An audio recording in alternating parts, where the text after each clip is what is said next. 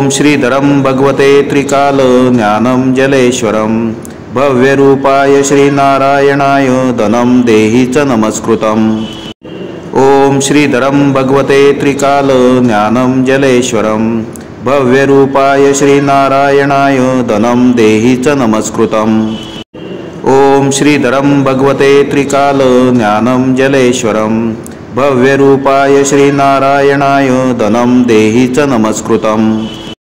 ॐ श्रीधरं भगवते त्रिकाल ज्ञानं जलेश्वरं भव्यरूपाय श्रीनारायणाय धनं देहि च नमस्कृतम्।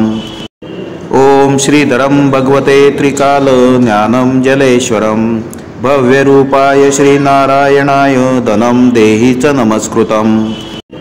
ॐ श्रीधरं भगवते त्रिकाल ज्ञानं जलेश्वरं भव्यरूपाय श्रीनारायणाय धनं देहि च नमस्कृतम्।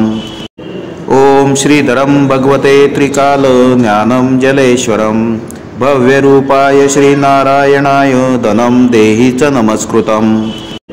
ॐ श्रीधरं भगवते त्रिकाल ज्ञानं जलेश्वरं भव्यरूपाय श्रीनारायणाय धनं देहि च नमस्कृतम्।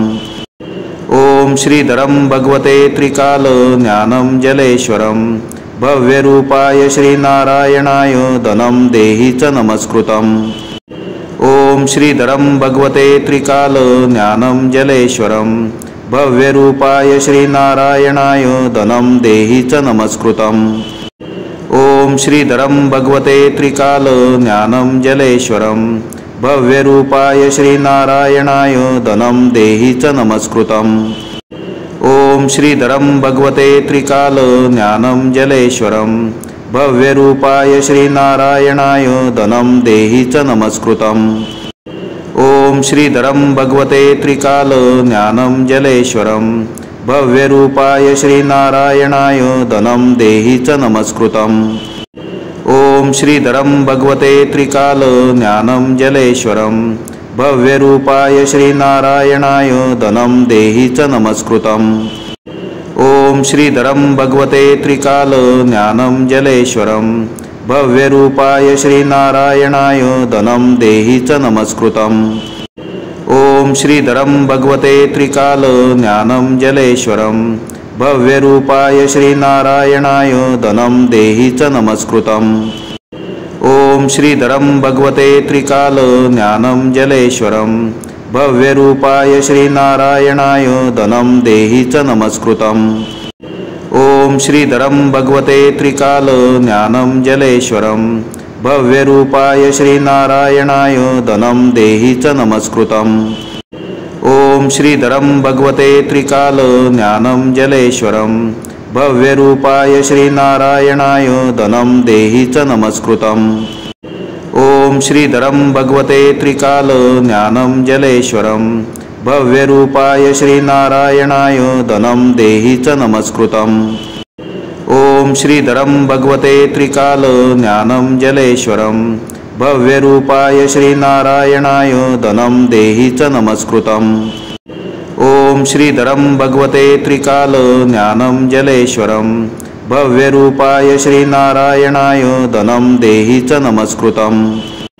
ॐ श्रीधरं भगवते त्रिकाल ज्ञानं जलेश्वरं भव्यरूपाय श्रीनारायणाय धनं देहि च नमस्कृतम्। ॐ श्रीधरं भगवते त्रिकाल ज्ञानं जलेश्वरं भव्यरूपाय श्रीनारायणाय धनं देहि च नमस्कृतम्। ॐ श्रीधरं भगवते त्रिकाल ज्ञानं जलेश्वरं भव्यरूपाय श्रीनारायणाय धनं देहि च नमस्कृतम्। ॐ श्रीधरं भगवते त्रिकाल ज्ञानं जलेश्वरं भव्यरूपाय श्रीनारायणाय धनं देहि च नमस्कृतम्। ॐ श्रीधरं भगवते त्रिकाल ज्ञानं जलेश्वरं भव्यरूपाय श्रीनारायणाय धनं देहि च नमस्कृतम्। ॐ श्रीधरं भगवते त्रिकाल ज्ञानं जलेश्वरं भव्यरूपाय श्रीनारायणाय धनं देहि च नमस्कृतम्। ॐ श्रीधरं भगवते त्रिकाल ज्ञानं जलेश्वरं भव्यरूपाय श्रीनारायणाय धनं देहि च नमस्कृतम्। ॐ श्रीधरं भगवते त्रिकाल ज्ञानं जलेश्वरं भव्यरूपाय श्रीनारायणाय धनं देहि च नमस्कृतम्। ॐ श्रीधरं भगवते त्रिकाल ज्ञानं जलेश्वरं भव्यरूपाय श्रीनारायणाय धनं देहि च नमस्कृतम्। ॐ श्रीधरं भगवते त्रिकाल ज्ञानं जलेश्वरं भव्यरूपाय श्रीनारायणाय धनं देहि च नमस्कृतम्। ॐ श्रीधरं भगवते त्रिकाल ज्ञानं जलेश्वरं भव्यरूपाय श्रीनारायणाय धनं देहि च नमस्कृतम्। ॐ श्रीधरं भगवते त्रिकाल ज्ञानं जलेश्वरं भव्यरूपाय श्रीनारायणाय धनं देहि च नमस्कृतम्। ॐ श्रीधरं भगवते त्रिकाल ज्ञानं जलेश्वरं भव्यरूपाय श्रीनारायणाय धनं देहि च नमस्कृतम्। ॐ श्रीधरं भगवते त्रिकाल ज्ञानं जलेश्वरं भव्यरूपाय श्रीनारायणाय धनं देहि च नमस्कृतम्। ॐ श्रीधरं भगवते त्रिकाल ज्ञानं जलेश्वरं भव्यरूपाय श्रीनारायणाय धनं देहि च नमस्कृतम्। ॐ श्रीधरं भगवते त्रिकाल ज्ञानं जलेश्वरं भव्यरूपाय श्रीनारायणाय धनं देहि च नमस्कृतम्। ॐ श्रीधरं भगवते त्रिकाल ज्ञानं जलेश्वरं भव्यरूपाय श्रीनारायणाय धनं देहि च नमस्कृतम्। ॐ श्रीधरं भगवते त्रिकाल ज्ञानं जलेश्वरं भव्यरूपाय श्रीनारायणाय धनं देहि च नमस्कृतम्। ॐ श्रीधरं भगवते त्रिकाल ज्ञानं जलेश्वरं भव्यरूपाय श्रीनारायणाय धनं देहि च नमस्कृतम्। ॐ श्रीधरं भगवते त्रिकाल ज्ञानं जलेश्वरं भव्यरूपाय श्रीनारायणाय धनं देहि च नमस्कृतम्। ॐ श्रीधरं भगवते त्रिकाल ज्ञानं जलेश्वरं भव्यरूपाय श्रीनारायणाय धनं देहि च नमस्कृतम्। ॐ श्रीधरं भगवते त्रिकाल ज्ञानं जलेश्वरं भव्यरूपाय श्रीनारायणाय धनं देहि च नमस्कृतम्। ॐ श्रीधरं भगवते त्रिकाल ज्ञानं जलेश्वरं भव्यरूपाय श्रीनारायणाय धनं देहि च नमस्कृतम्। ॐ श्रीधरं भगवते त्रिकाल ज्ञानं जलेश्वरं भव्यरूपाय श्रीनारायणाय धनं देहि च नमस्कृतम्। ॐ श्रीधरं भगवते त्रिकाल ज्ञानं जलेश्वरं भव्यरूपाय श्रीनारायणाय धनं देहि च नमस्कृतम्। ॐ श्रीधरं भगवते त्रिकाल ज्ञानं जलेश्वरं भव्यरूपाय श्रीनारायणाय धनं देहि च नमस्कृतम्। ॐ श्रीधरं भगवते त्रिकाल ज्ञानं जलेश्वरं भव्यरूपाय श्रीनारायणाय धनं देहि च नमस्कृतम्। ॐ श्रीधरं भगवते त्रिकाल ज्ञानं जलेश्वरं भव्यरूपाय श्रीनारायणाय धनं देहि च नमस्कृतम्। ॐ श्रीधरं भगवते त्रिकाल ज्ञानं जलेश्वरं भव्यरूपाय श्रीनारायणाय धनं देहि च नमस्कृतम्। ॐ श्रीधरं भगवते त्रिकाल ज्ञानं जलेश्वरं भव्यरूपाय श्रीनारायणाय धनं देहि च नमस्कृतम्। ॐ श्रीधरं भगवते त्रिकाल ज्ञानं जलेश्वरं भव्यरूपाय श्रीनारायणाय धनं देहि च नमस्कृतम्। ॐ श्रीधरं भगवते त्रिकाल ज्ञानं जलेश्वरं भव्यरूपाय श्रीनारायणाय धनं देहि च नमस्कृतम्।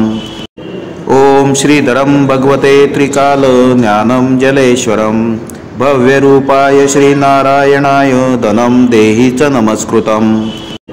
ॐ श्रीधरं भगवते त्रिकाल ज्ञानं जलेश्वरं भव्यरूपाय श्रीनारायणाय धनं देहि च नमस्कृतम्। ॐ श्रीधरं भगवते त्रिकाल ज्ञानं जलेश्वरं भव्यरूपाय श्रीनारायणाय धनं देहि च नमस्कृतम्। ॐ श्रीधरं भगवते त्रिकाल ज्ञानं जलेश्वरं भव्यरूपाय श्रीनारायणाय धनं देहि च नमस्कृतम्। ओम श्रीधरं भगवते त्रिकाल ज्ञानं जलेश्वरं भव्यरूपाय श्रीनारायणाय धनं देहि च नमस्कृतम्। ओम श्रीधरं भगवते त्रिकाल ज्ञानं जलेश्वरं भव्यरूपाय श्रीनारायणाय धनं देहि च नमस्कृतम्। ओम श्रीधरं भगवते त्रिकाल ज्ञानं जलेश्वरं भव्यरूपाय श्रीनारायणाय धनं देहि च नमस्कृतम्। ओम श्रीधरं भगवते त्रिकाल ज्ञानं जलेश्वरं भव्यरूपाय श्रीनारायणाय धनं देहि च नमस्कृतम्। ओम श्रीधरं भगवते त्रिकाल ज्ञानं जलेश्वरं भव्यरूपाय श्रीनारायणाय धनं देहि च नमस्कृतम्। ओम श्रीधरं भगवते त्रिकाल ज्ञानं जलेश्वरं भव्यरूपाय श्रीनारायणाय धनं देहि च नमस्कृतम्। ओम श्रीधरं भगवते त्रिकाल ज्ञानं जलेश्वरं भव्यरूपाय श्रीनारायणाय धनं देहि च नमस्कृतम्। ओम श्रीधरं भगवते त्रिकाल ज्ञानं जलेश्वरं भव्यरूपाय श्रीनारायणाय धनं देहि च नमस्कृतम्। ओम श्रीधरं भगवते त्रिकाल ज्ञानं जलेश्वरं भव्यरूपाय श्रीनारायणाय धनं देहि च नमस्कृतम्। ओम श्रीधरं भगवते त्रिकाल ज्ञानं जलेश्वरं भव्यरूपाय श्रीनारायणाय धनं देहि च नमस्कृतम्। ओम श्रीधरं भगवते त्रिकाल ज्ञानं जलेश्वरं भव्यरूपाय श्रीनारायणाय धनं देहि च नमस्कृतम्। ओम श्रीधरं भगवते त्रिकाल ज्ञानं जलेश्वरं भव्यरूपाय श्रीनारायणाय धनं देहि च नमस्कृतम्। ओम श्रीधरं भगवते त्रिकाल ज्ञानं जलेश्वरं भव्यरूपाय श्रीनारायणाय धनं देहि च नमस्कृतम्। ओम श्रीधरं भगवते त्रिकाल ज्ञानं जलेश्वरं भव्यरूपाय श्रीनारायणाय धनं देहि च नमस्कृतम्। ओम श्रीधरं भगवते त्रिकाल ज्ञानं जलेश्वरं भव्यरूपाय श्रीनारायणाय धनं देहि च नमस्कृतम्। ओम श्रीधरं भगवते त्रिकाल ज्ञानं जलेश्वरं भव्यरूपाय श्रीनारायणाय धनं देहि च नमस्कृतम्। ओम श्रीधरं भगवते त्रिकाल ज्ञानं जलेश्वरं भव्यरूपाय श्रीनारायणाय धनं देहि च नमस्कृतम्। ओम श्रीधरं भगवते त्रिकाल ज्ञानं जलेश्वरं भव्यरूपाय श्रीनारायणाय धनं देहि च नमस्कृतम्। ओम श्रीधरं भगवते त्रिकाल ज्ञानं जलेश्वरं भव्यरूपाय श्रीनारायणाय धनं देहि च नमस्कृतम्। ओम श्रीधरं भगवते त्रिकाल ज्ञानं जलेश्वरं भव्यरूपाय श्रीनारायणाय धनं देहि च नमस्कृतम्। ओम श्रीधरं भगवते त्रिकाल ज्ञानं जलेश्वरं भव्यरूपाय श्रीनारायणाय धनं देहि च नमस्कृतम्। ओम श्रीधरं भगवते त्रिकाल ज्ञानं जलेश्वरं भव्यरूपाय श्रीनारायणाय धनं देहि च नमस्कृतम्। ओम श्रीधरं भगवते त्रिकाल ज्ञानं जलेश्वरं भव्यरूपाय श्रीनारायणाय धनं देहि च नमस्कृतम्। ओम श्रीधरं भगवते त्रिकाल ज्ञानं जलेश्वरं भव्यरूपाय श्रीनारायणाय धनं देहि च नमस्कृतम्। ओम श्रीधरं भगवते त्रिकाल ज्ञानं जलेश्वरं भव्यरूपाय श्रीनारायणाय धनं देहि च नमस्कृतम्। ओम श्रीधरं भगवते त्रिकाल ज्ञानं जलेश्वरं भव्यरूपाय श्रीनारायणाय धनं देहि च नमस्कृतम्। ओम श्रीधरं भगवते त्रिकाल ज्ञानं जलेश्वरं भव्यरूपाय श्रीनारायणाय धनं देहि च नमस्कृतम्। ओम श्रीधरं भगवते त्रिकाल ज्ञानं जलेश्वरं भव्यरूपाय श्रीनारायणाय धनं देहि च नमस्कृतम्। ओम श्रीधरं भगवते त्रिकाल ज्ञानं जलेश्वरं भव्यरूपाय श्रीनारायणाय धनं देहि च नमस्कृतम्।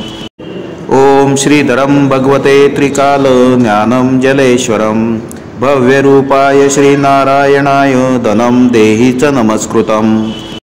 ओम श्रीधरं भगवते त्रिकाल ज्ञानं जलेश्वरं भव्यरूपाय श्रीनारायणाय धनं देहि च नमस्कृतम्।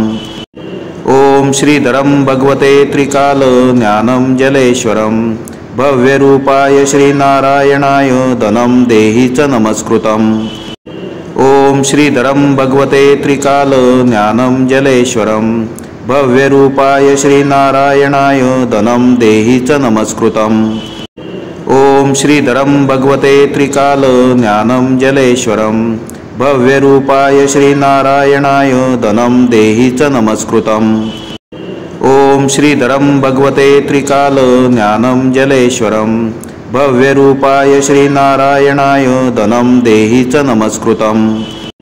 ओम श्रीधरं भगवते त्रिकाल ज्ञानं जलेश्वरं भव्यरूपाय श्रीनारायणाय धनं देहि च नमस्कृतम्। ओम श्रीधरं भगवते त्रिकाल ज्ञानं जलेश्वरं भव्यरूपाय श्रीनारायणाय धनं देहि च नमस्कृतम्। ओम श्रीधरं भगवते त्रिकाल ज्ञानं जलेश्वरं भव्यरूपाय श्रीनारायणाय धनं देहि च नमस्कृतम्। ओम श्रीधरं भगवते त्रिकाल ज्ञानं जलेश्वरं भव्यरूपाय श्रीनारायणाय धनं देहि च नमस्कृतम्। ओम श्रीधरं भगवते त्रिकाल ज्ञानं जलेश्वरं भव्यरूपाय श्रीनारायणाय धनं देहि च नमस्कृतम्। ओम श्रीधरं भगवते त्रिकाल ज्ञानं जलेश्वरं भव्यरूपाय श्रीनारायणाय धनं देहि च नमस्कृतम्। ओम श्रीधरं भगवते त्रिकाल ज्ञानं जलेश्वरं भव्यरूपाय श्रीनारायणाय धनं देहि च नमस्कृतम्। ओम श्रीधरं भगवते त्रिकाल ज्ञानं जलेश्वरं भव्यरूपाय श्रीनारायणाय धनं देहि च नमस्कृतम्। ओम श्रीधरं भगवते त्रिकाल ज्ञानं जलेश्वरं भव्यरूपाय श्रीनारायणाय धनं देहि च नमस्कृतम्। ओम श्रीधरं भगवते त्रिकाल ज्ञानं जलेश्वरं भव्यरूपाय श्रीनारायणाय धनं देहि च नमस्कृतम्। ओम श्रीधरं भगवते त्रिकाल ज्ञानं जलेश्वरं भव्यरूपाय श्रीनारायणाय धनं देहि च नमस्कृतम्।